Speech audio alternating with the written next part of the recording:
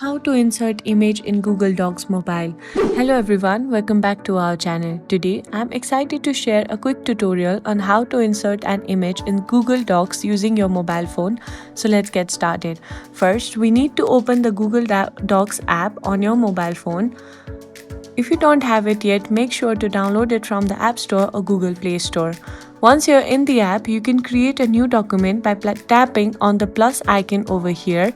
Then you can choose the new document from here.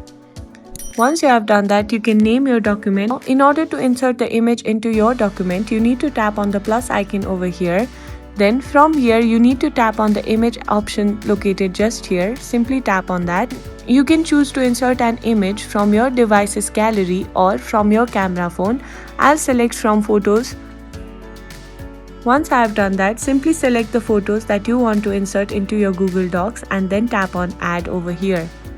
Here you can see you have successfully inserted an image in Google Docs from your mobile phone. Thank you for watching. If you found this tutorial helpful, please give it a thumbs up, subscribe to our channel for more tips and leave a comment below if you have any questions. I'll see you in the next video.